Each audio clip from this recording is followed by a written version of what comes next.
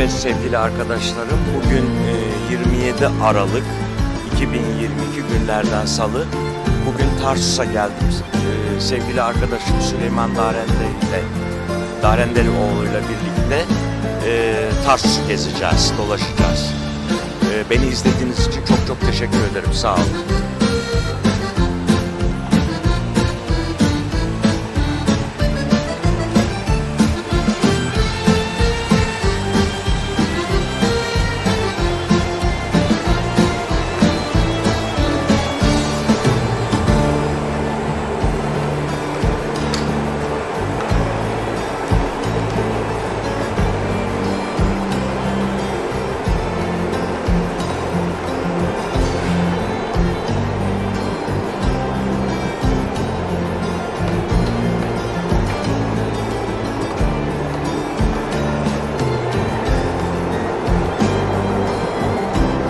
Tadilat var herhalde.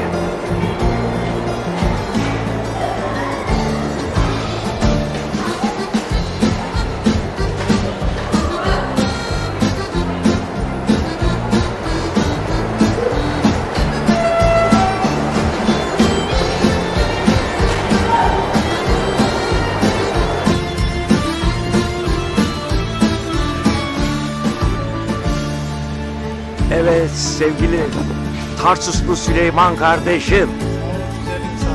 Ya Adana'da fotoğrafını çektirmedin. Beni buraya vazifelendirdin. burada resmini çektirmek için sağ olasın. Şöyle bir de Tarsus'un afişini alalım. Süleymancığım hoş bulduk. Hoş geldin. Nasılsın? İyisin? Şöyle bir genel olarak şurayı da çekim belgeselinizi tamamlayayım değil mi?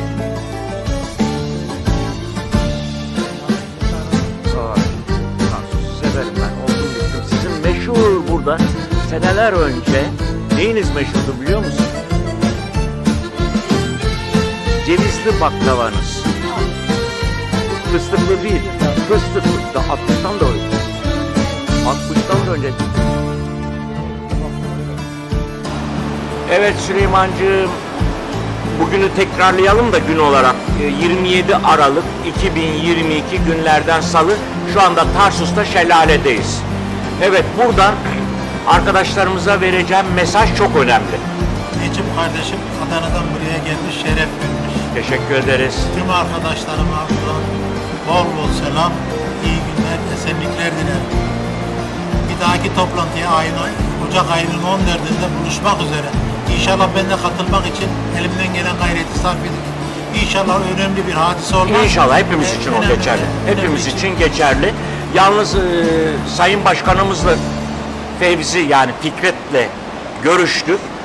Diyor ki bu toplantı Atatürk Parkı'nda yalnız muhtarlar şeyinde değil de Ziraat Odası uygundur. Yerinde olsun Uygundur. Söylendi. Biz de uygun dedik. Süleyman'la ikimiz iki oyu uygundur diye. Zaten Fevzi de 3. oy oluyor.